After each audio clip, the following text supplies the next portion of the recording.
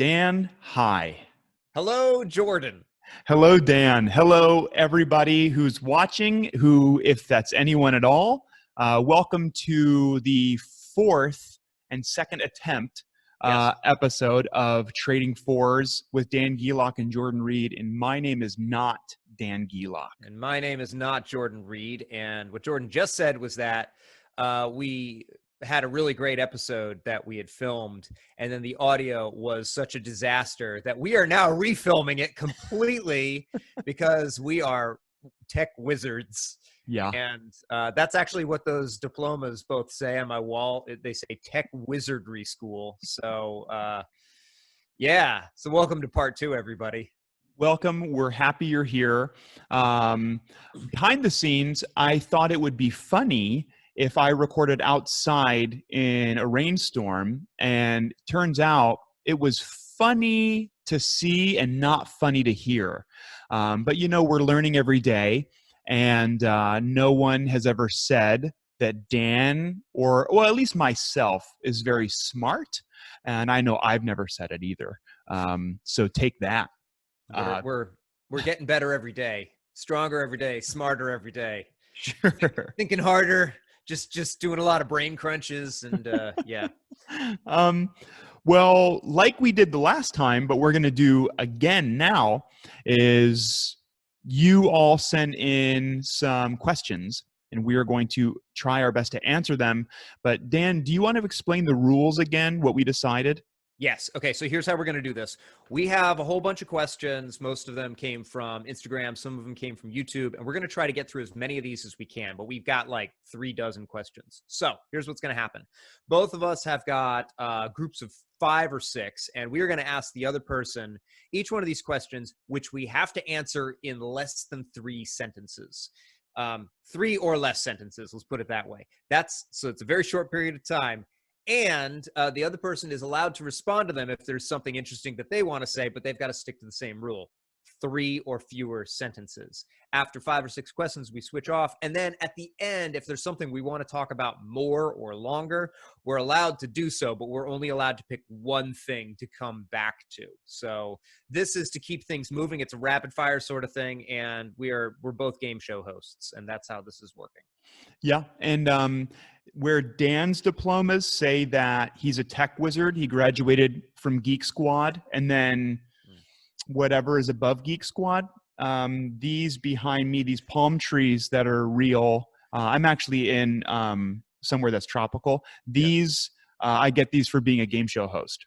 Yes. That's where his game show is filmed, in Tropicalia, USA. Yes. Which is a very real place. Mm-hmm. Okay, shall we answer some questions? Sure. I'll ask you the first 6. Okay, go for it. Okay, this one comes to us from Four-Eyed Guru. What is one way that you keep up your performance chops even in long lulls? I don't. The quick answer to that is that I don't. I should practice more than I do. If I need to maintain, I make sure to play 20 minutes a day on fundamentals. I'll have a typical routine that I'll hang on to for a long period of time. And generally speaking, I don't really practice diligently unless I have a performance coming up. Word. Yep. I'm in the exact same boat. I know it's 99% fundamentals, a little bit for upcoming gigs, but then I have my calendar. In 2 weeks, I have this. I better practice this rep. That's it. Yeah, this is not what you're supposed to do, but that's what it ends up happening. I end up teaching a lot, and I get tired of it's hard when you've been teaching 8-9 hours a day. It's kind of hard to put in time. So I've gotten to a stage in my career where I'm lazy right now. This is me being honest. Sorry, go ahead. That's great. I love honesty all the time, please. From Think Sophia, what made you choose the saxophone? It was shiny. I was in 5th grade, and I had just finished in 4th grade my class at this tiny Lutheran school that I went to from 3rd through 7th grade. We learned the tonette, which is like the recorder, but easier. And after that, I figured, well, that was fun. I should join the band. And so I went looking for instruments, and saxophone was a cool kid, horn. And then Brandy Washington stole the saxophone that I wanted. So I ended up with the crappy, like silverish one, and it didn't look as cool. And I was real upset. But that's how I chose the saxophone. Now, when we recorded this last time, you brought up the tonette, and that beautiful moment that might be forever lost to history is my dad gave me a tonette, and you and I talked about the tonette for a little bit. We bonded in a very deep, like emotional way over knowing what a tonette even was. And it's like meeting someone in a foreign land that speaks your language. It was a beautiful thing that none of you will ever be able to experience. This is precious between Jordan and me. You're right. Yeah. And maybe that episode is just ours, Dan. Maybe that was a way for us. That was a way for our hearts to get to know one another even more. Aw. I know. It's really nice. We are recording this on February 14th, 2021 in the future. So figure that out. Next question from Ball Out Kin. Favorite read ? And then this emoji, that one. Yes, the question emoji. All right. That's so I use V12 size 3s for classical playing on alto. I use Blue Box size 2.5 for jazz playing on alto. For soprano and for tenor, for classical playing, I use D'Addario Reserve 3+. And for jazz, I use 2.5 Blue Boxes on those horns as well. Right on. For me, I am neurotic, and I obsessed over this for about a year and a half. I've made the move to use exclusively Ligier signatures. Nice. But then that also brings me to a quick question that was asked by Slumber State, Allie, a student of mine, synthetic versus cane. And I think she wanted to know which one was better, which might be kind of arbitrary. Okay, yeah. Right, so 3 sentences. As long as it sounds good and plays predictably, you're fine. So I use cane. Many of my students use synthetic. I have not put in time with synthetic to really get a good feel over it. Or if I have put in time on a certain brand of reed, I haven't liked it more than the trouble of dealing with cane. So I prefer to deal with the trouble that cane brings instead of the reliability that a synthetic brings, because I like the sound of cane just a slight bit better, and it's worth it to me. Right on. I put in a lot of time, and for the exact same reason that you like cane, those are the exact reasons that I like synthetic. Sure. And before I forget to say it, spoiler, if there's any younger musicians watching, and I also feel like there's this weird thing that happens with a lot of younger players, especially when you get into undergrad, you start to learn your universe a bit more.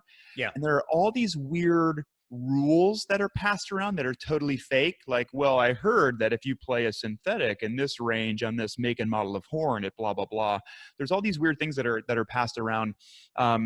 Because I've heard a few from some of my students from specifically cane or synthetic. But what I will say is that to every young saxophonist listening or older saxophonist listening, nobody is right.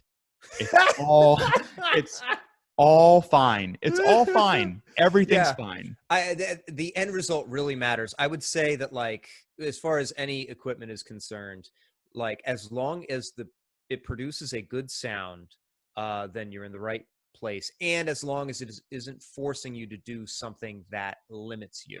So some people make a good sound on their setup, and what it is they've developed bad habits, and they're not going to be able to get past those bad habits. So the sound is okay, but they're limiting themselves in some way. You're going to have to deal with it case by case basis. And people have a general sense of the equipment that's being tested most frequently right now, and so you're going to get lots of opinions on that, but it's very individual. You're going to have to play it to see what you like. Bingo. Okay, the next question is from D Bennett 879. What brand saxophone and why? I am a Yamaha performing artist. I like Yamahas. I play on an EX that I've had for about almost 10 years now. And it's a great horn. And I recommend Yamaha because it makes the sound that I like. It helps me get the sound that I'm looking for. And it's relatively cheap as far as professional horns are concerned. I also like Yanakasawa's very much. And yeah, that's what I'm using right now. Excellent. Yeah, I am also. It's funny that you say Yamaha and Yanagasawa because my soprano, I feel like soprano is very hard to play for me. Oh yeah, yeah. It's a terrible instrument. It's horrible mistake. We got to go back, dial it back. Soprano was a bad idea. As soon as I go to practice or play soprano, I hang a note over my neck that just says "Oops" and "Sorry forever." But I obsessed over the type of soprano to get, and I love my Yanagasawa soprano because it makes me sound less bad because it's a very forgiving instrument. But I also use Yamaha horns, because they feel nice under my fingers. Okay, from John McCoy, what is the piece of rep that made you, or that made / helped you grow the most? Blarg. The Blarg by Eccles. It's a transcription. The Blarg Sonata by Henri Eccles. Crapola. Maybe the question is, made you grow the most? That I think, helped / made you grow the most.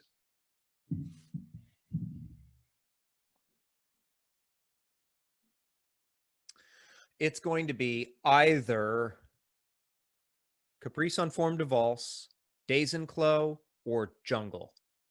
Ooh. Caprice on Forme de Valse was, and Days and Clos both were at the beginning of my master's degree with my teacher, Mr. Lynn Clock, who was really hammering home the idea that you need to get this not okay, but good. I mean, really reliable and consistently good. And so the amount of practice that I put in and just the level of attention to detail was monumental for me. And I learned how to do it on those two pieces.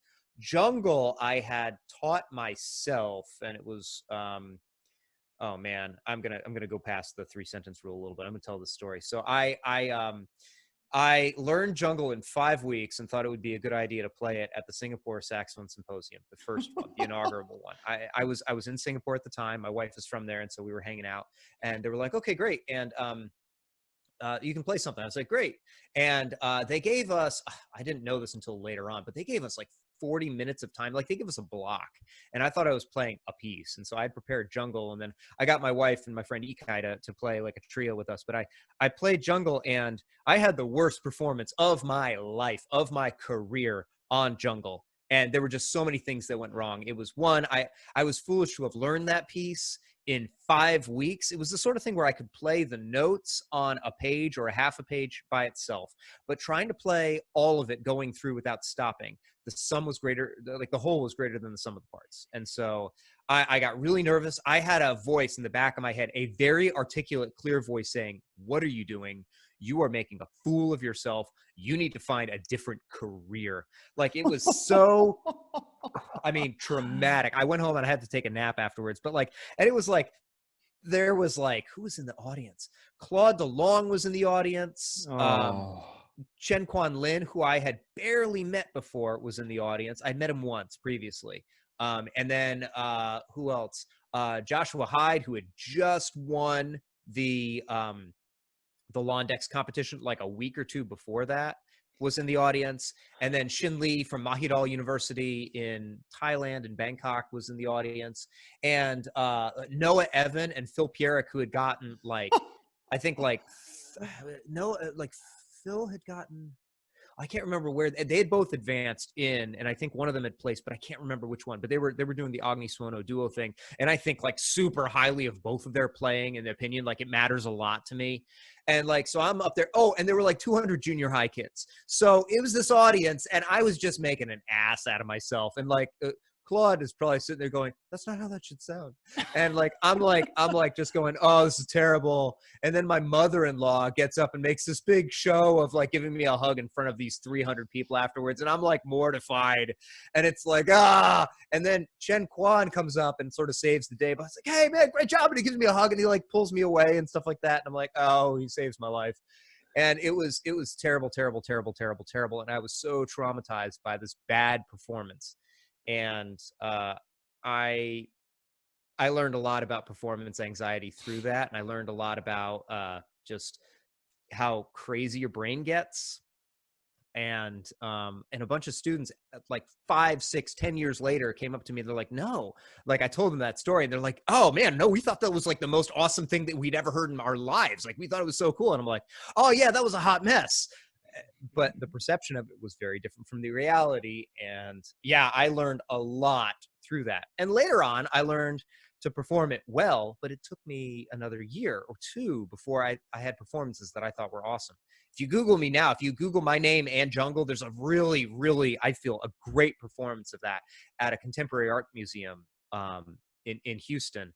And I was so satisfied because after having that bad performance, I finally had a great recording of it on tape so that people can, and I felt like I had learned a lot about subtoning, about circular breathing, about performing, about everything. So yeah, that was my long answer. I broke my rules. I'm That's okay. sorry. I go to podcast jail now. I think that you and I are both pretty guilty, just in general, about going to podcast jail. Before I forget, speaking of how soprano is very difficult, Noa is one of my favorite soprano players. Yeah, she's great. She's so good. If you Google my name, you will get a professional football player who is far wealthier and far superior in basically every way than I thought that was you. A lot of people think it is, but it's not me. I used to play for the Browns. I never, but yeah, it's a different professional football player. Okay. For me, the piece that taught me a lot about patience. There are two of them. One is the Charles Rochester Young Concerto. The first movement that taught my hands, or that taught me how difficult a lot of arpeggios are and how to make them clean. And then the first movement of San Antonio, the very end, we all know the one. Which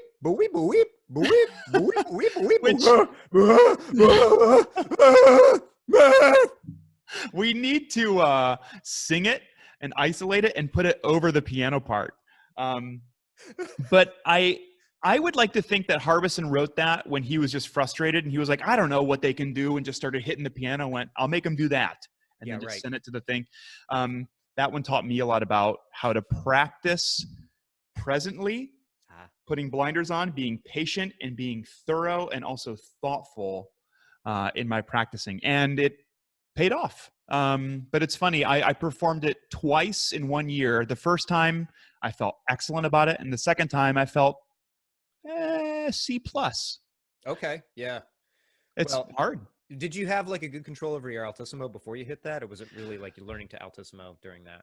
That one was the Rochester Young taught me how to contextualize altissimo. Yeah. Okay. Because that one, it's just approached, if you're unfamiliar with the pieces, it's approached a little bit more thoughtfully or easily to pop out. Yeah. But then the Harbison, that one taught me how to practice retention and being able to get a much better grasp on it. So I was like 90% of the way to being able to get altissimo almost every time before I worked on Harbison. And then Harbison taught me how to slow my practicing down and target high practicing. Cool. Yeah, I was going to say, your altissimo is nice now. Like, I was listening to Birdos recently, and your playing on that is great. Like, the altissimo on that, it's like just pretty. I mean, it's like, it's up there. How high does that get? Like a B? Okay. Well, first of all, that's very kind of you.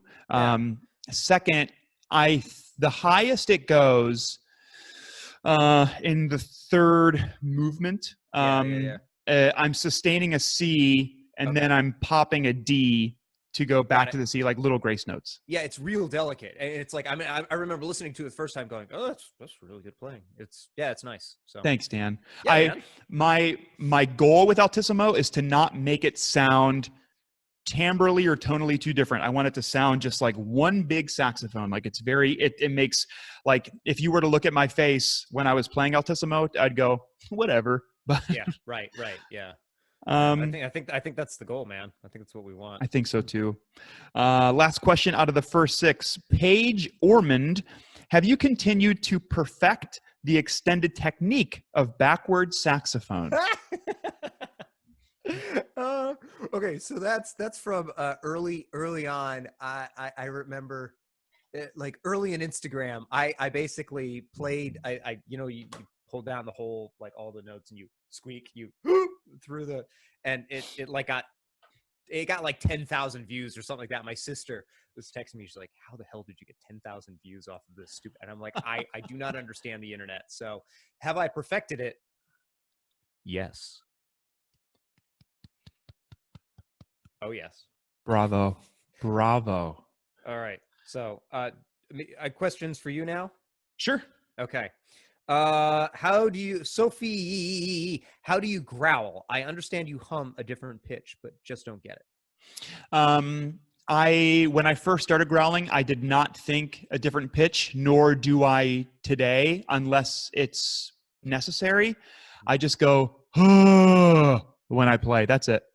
Yeah, same here. I would start by practicing on the neck and the mouthpiece. That's also my answer for most extended techniques. Liziki 0611 asks, should I practice scales every time as a warm-up? One thing I tell all of my students is that the word should, I think, is, if you are ever going to be an educator, I believe that word needs to be eradicated from your vocabulary. It's, is it necessary or not necessary? Or is it helpful or beneficial? Long story short, I don't have a lot of soapboxes, except for that nobody is right when it comes to setup and reads. But my other one is that one of my friends, when I was living in Oregon at the time, was an art therapist. And he said that his supervisor had a list of toxic words that you never want to use in any sort of a session. And should was at the top of the list. So I just eradicated it. And I feel like it's made my lessons more direct and transparent. And I just don't use it. But that's okay. Yeah, I take a different tack. Like that doesn't bother me too much. I mean, I'm always trying to get my students to understand what the direction is that they're ultimately going to go into. And so, if we have a limiting point right here, that's great. But if we can get past that, we want to go to the next few things. But I don't know. I'll think about that. That's interesting. But is it wise or beneficial to practice scales every time you practice? Yeah, 100%. You can do them, like I know you and I, Dan, share a common love and appreciation for altered rhythms. Oh, yeah. Even playing your scales and manipulating them in a certain way, depending on a piece you're working on, depending on technique, depending on if you need to work on arpeggios or whatever. Yes, scales forever. Scales are beneficial because they give you, let's do the way that I do the scales. I do full range and I do them slurred and tongued. So I am learning intervallic control. So let's say I've got an interval that's a pain in the neck, like from high F to E flat on the way down. That whole step exists in 5 different keys of the 12. So when I learn a scale, I'm learning intervallic control that relates to other things. I'm getting better at sight reading because I'm becoming more familiar with keys. I'm getting better at high stuff. I'm getting better at low stuff. My tone is improving because my voicing is improving at the top and my air supply is improving at the bottom. It's teaching me articulation. It's teaching me articulation at the very top and the very bottom. It's increasing my understanding of intonation. I mean, I could go on for forever. The thing with scales is that they tick so many boxes that they're kind of irreplaceable as a means of getting better at saxophoning quickly. And that's why all teachers say, do your scales, because it's just, I could give you 1,000 exercises or I could give you scales. That's why people program them. So I agree. Paulie Herding Cows asks, best practice routine that doesn't include rep? Scales. You can do scales. I like to do long tones, very low, and also very high. Hmm. Open intervals. So I think you and I talked about this a little bit, maybe on our first episode. Yeah. Low B flat, go up a fifth to F, go up a Mm. fifth to B flat, F, B flat, F, B flat. My arm's Okay. gone. And this is what happens when you play super high. Some of your appendages disappear. I like doing open arpeggios. I like doing patterns Mm. um, in all 12 keys. Even if you're borrowing, if you're having difficulty coming up with a pattern or two or three, just borrowing some jazz specific patterns, but with your classical setup and just working on patterns and working on your ear. And Yeah. yeah, there's a multitude of things you can work on other than rep. And a lot of them are based off of scales, I think. Yeah. I always have some voicing exercise, some scalar exercise, which is scale based in some way, and then probably something else that involves mental gymnastics like transposition. And I use the same routine, same fundamentals routine for an entire semester, and I change which keys I'm working on each week. So Excellent. week 1, week 2, week 3, week 4, there should be 3 keys each week. So next month, the first week, I'm doing the same 3 keys I did a month ago. So all right. Book recommendation. Frank 17389 says book recommendation on improving overall tone question mark. Probably tone, and it works with altissimo and your ears, the voicing book by Cinta. Hmm. Um, I don't know. When I'm thinking about tone, well, you could do these slower fairlings, I guess. I'm not really sure. I think when it comes to practicing tone, all I practice or I associate with playing slow, and I also associate with playing high or doing overtone practice as well.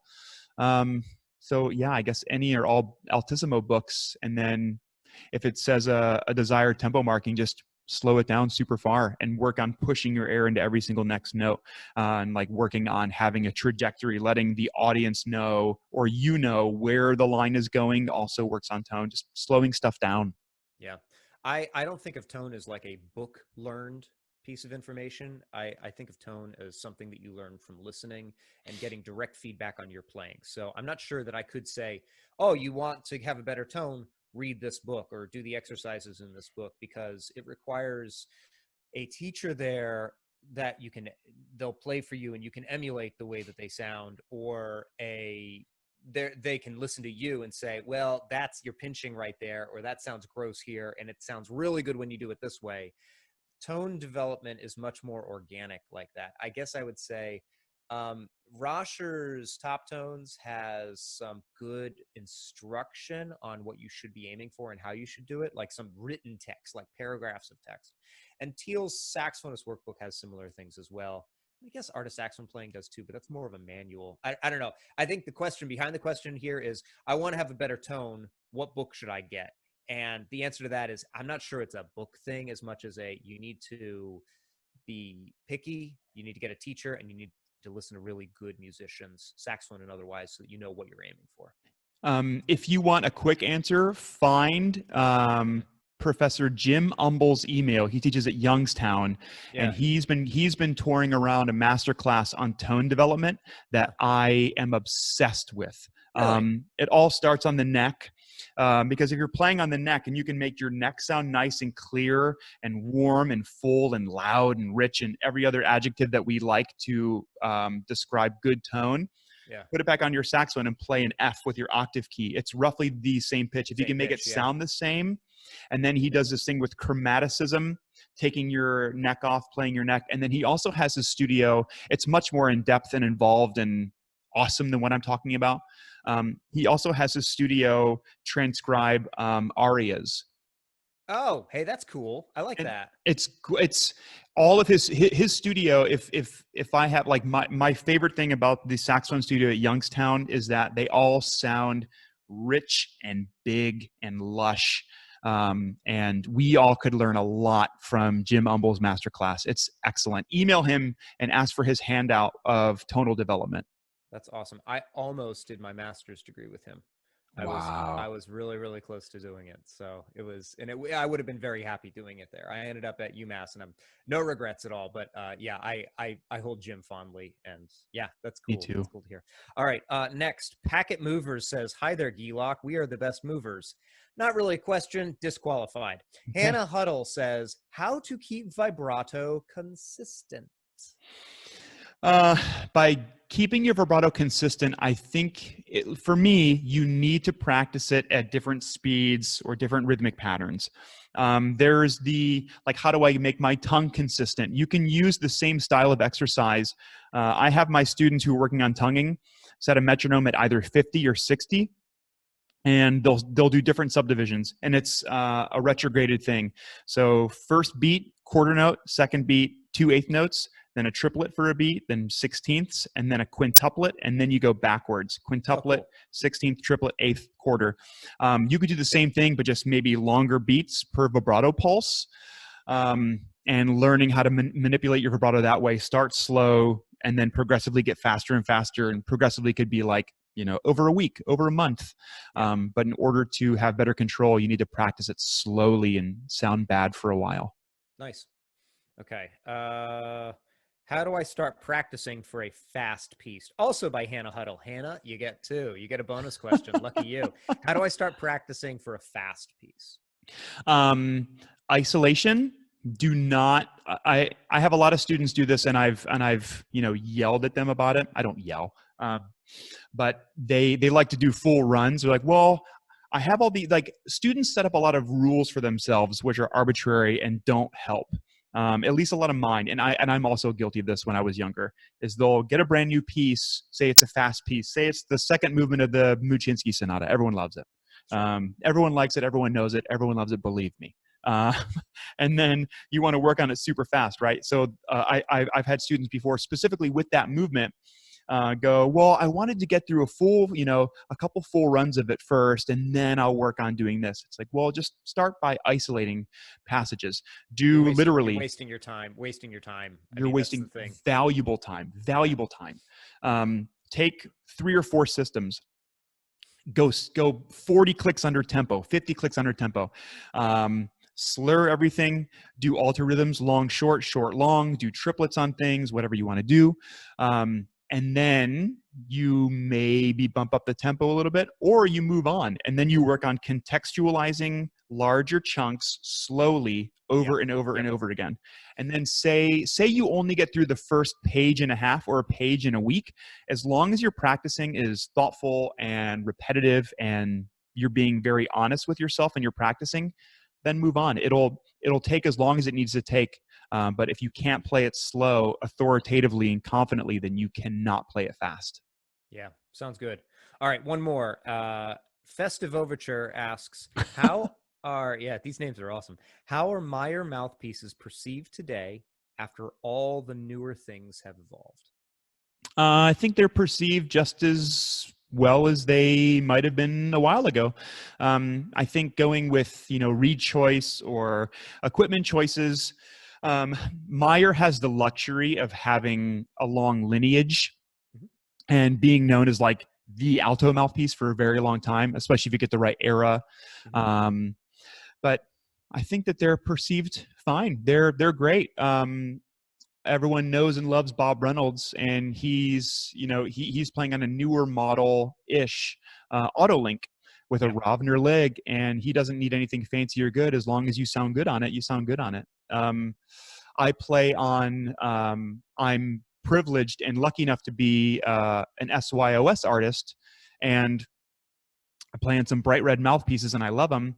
But they work great for me, but a Meyer could also work great for somebody else. Cool. Yeah, I play it. My jazz setup on alto is a Max Sax. It's a Bob Shepard model, which is very similar to a Meyer, and I have played on Meyers before. Meyer is my go-to recommendation for students that are like, well, I need to play jazz, but I've never played jazz before, and I need a mouthpiece because I'm starting jazz band next week. I'm like, get a Meyer like 6 or 7 or something like that, and go from there. And that's what I'll recommend. So yeah, I agree. Okay, so I think we've been going for a little bit. Let's do one more round back and forth, even more rapid fire. Okay, sure. Okay. I'm revving an engine for rapid fire. I don't know what that means. I believe you.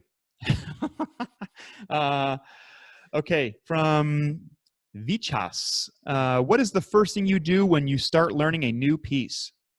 Sort of related to the last question, I guess. I will glance over it to see what it contains.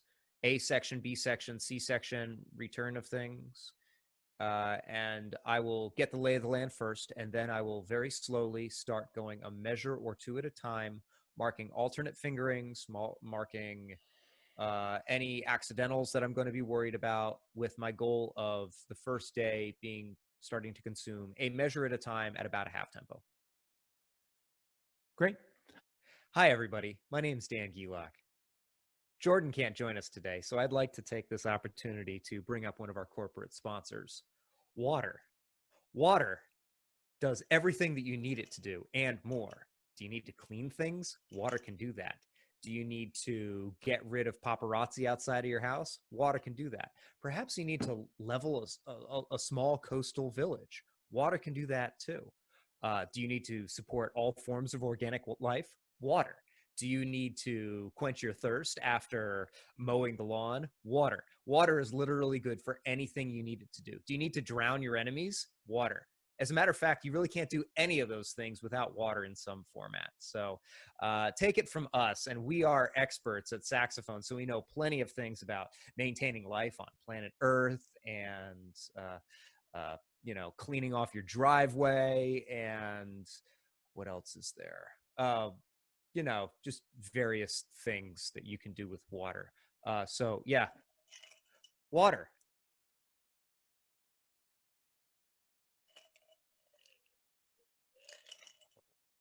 I'm back. Awesome. Okay. Welcome back. Thanks, Dan. Okay. I recorded a PSA while you were away.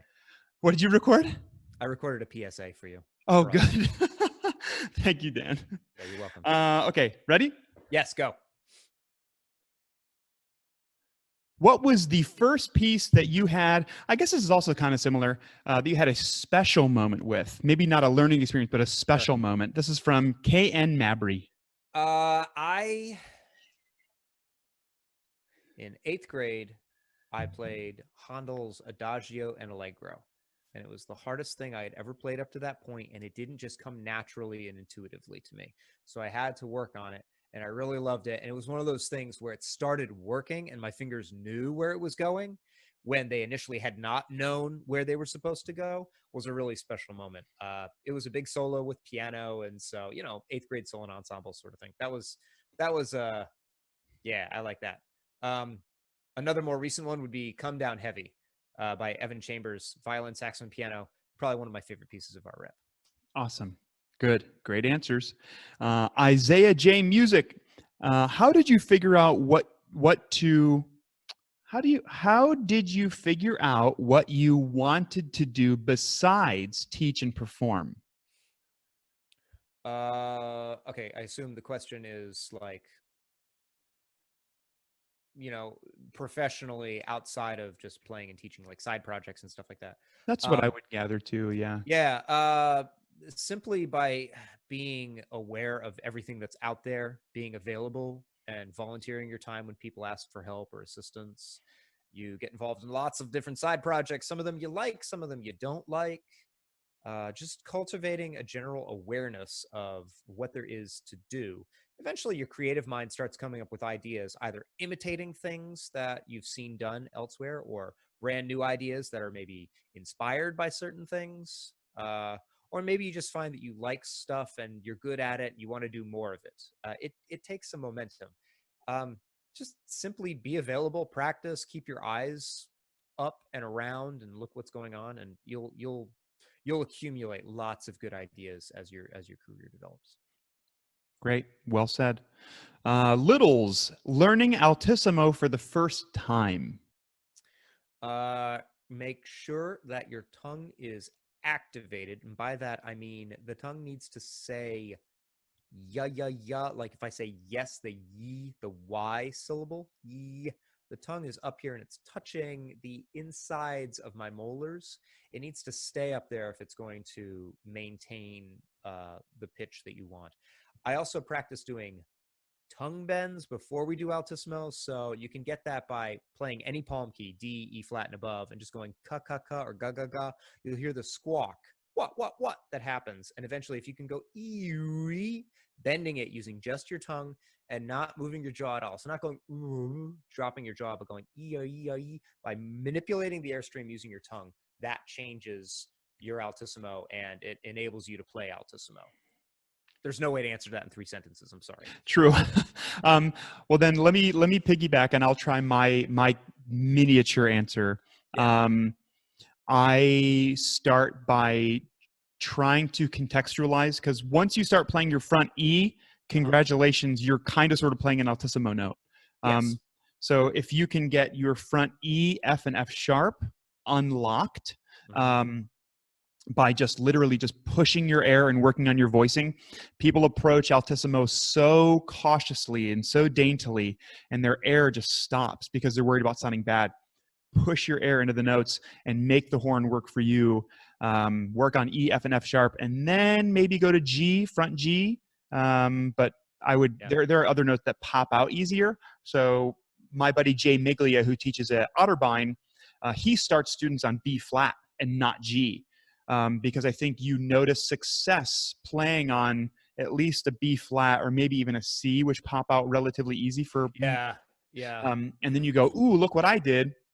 And then you're getting your voicing a little bit more suited to being up in that register.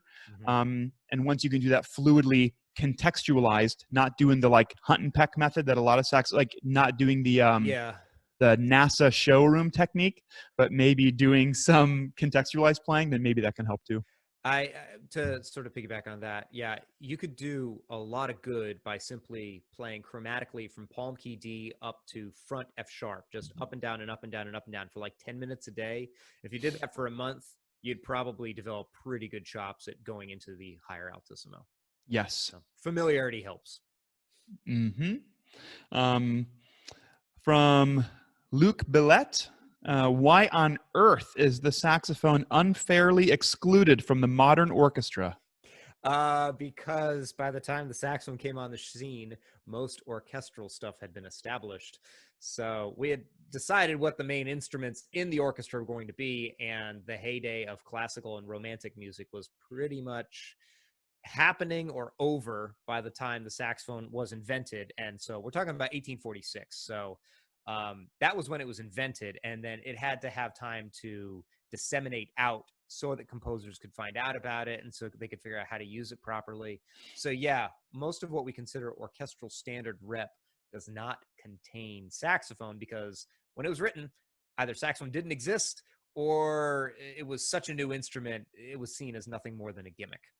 So unfortunately, that's kind of still the case today, you know? Yeah. You're right.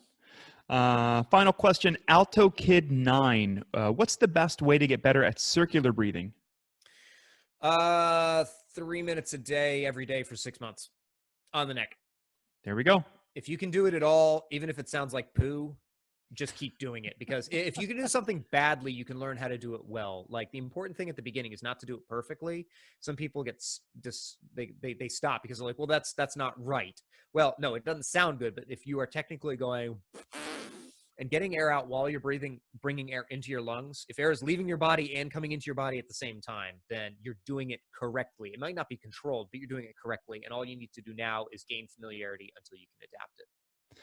And when we have the luxury of being back in ensemble settings, when I was at Ohio State, I was studying with Mike Torres, who he broke it down in 3 steps: inhaling, stopping, puffing your cheeks, and then blowing out. So 1, 2, 3, and isolating them, and then slowly combining them. But what I would do whenever I wasn't playing, because we were working on a lot of Maslanka, I would just sit there and just go and work on it off the horn, and then do it while I was trilling first to get used to just moving your hands. Yeah, neck and mouthpiece for me at first, and then once you switch over to the instrument, practice it with a trill. It makes life easier. But yeah, I call it the press breath, where you're going like that. And so the idea of going like you're just squeezing your cheeks, and you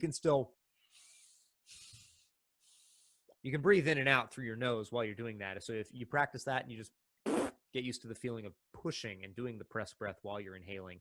And then you have to transition into the press breath. You have to transition out of the press breath. So yeah, breaking it down into pieces, but really it's just once your body knows what it feels like, it starts being able to control it better. So, Oh, speaking of breathing in your nose, yeah. even if you want to work on circular breathing, even more so detached from circular breathing, when I was in undergrad, I saw everyone's favorite saxophonist, Otis Murphy, give a master class, and he was teaching about the first movement of the Muchinsky. And there were a few spots in there where it doesn't really do you any good when you're about to lead up to the altissimo register, especially when you're younger, to reset your embouchure and take a mouth breath. And he was like, just breathe in through your nose. And I remember everyone in the audience was like, whoa. Right, The one meme where Eric Wareheim, or the gif where he's doing this and his mind's blown, that's what everyone was doing. And I was like, just breathe through your nose. Who would have thought? And it was some of the most valuable information I ever got. That's hilarious. I love it. Cool. Okay, so where are we at? Are you asking me? Am I asking you? That was my last one for you. Last one. Okay, so now it's time for me to ask a next one. Okay. Eddie T. Sachs asks, what's a good way to handle leaps in classical repertoire? Think about pushing your air to the next note, whether it's lower or higher. Push your air. Narrow air, fast air, springboard from the note to the desired note. It's so Saren asks, how can I stop squeaking? You said this one before. It was stop biting. Yeah, that's pretty much the answer. Stop pinching. That's not that. Hi, Gelok. Let's connect. That's not a question. Leanne is weak. Asks tips on hitting altissimo notes. I guess we've covered that already, haven't we? Tommy.saxophone asks rep for high school versus college. It really depends on your playing, your teacher, your state, the requirements. I had a few high school students that were working on rep that I would have assigned maybe a sophomore level college student, and vice versa. They're all viable for different reasons. Yeah. I think it really just, it depends on where you're at. As you're young, your first obligation needs to be understanding the repertoire that's developed our history so that you can know what classical saxophone really is. It's not, and it's cool to be hip to like new pieces and stuff that you're excited about coming out. But if you want to be a classical saxophonist, you need to understand our history. So you need to get used to standard rep. You got to develop a value, and like an honor towards the rep that's come before and how we got to where we are. And you need to practice rep that is at your level of technical or musical difficulty. So don't be playing Clonos just because you think it's cool, because you might be wasting your time if it's way too hard for you. Okay. The Roji asks, out of all the famous saxophonists, who would win in a battle royale? Okay. I remember this. I remember this question. Yeah. I got too scared because it was like, well, they're all strong in their own way, whatever.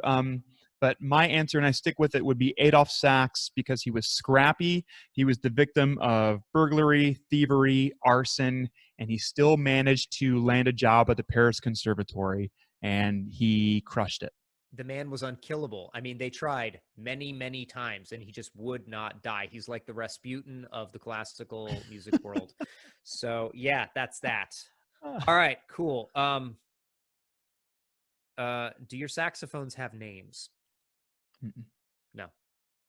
Nope. You think Interlochen is a good camp to go to? Oh, I think we answered this one, and yes, they're all good. Yeah. Well, I think Interlochen is great. It's this very, yes. I don't know. I'd be like, no, they're going to teach you wrong there. Oh man. Okay, one more, and let's close up with this. Okay. Lucas W. asks, if you could ask any composer to write for sax, who would it be, and how would the piece sound?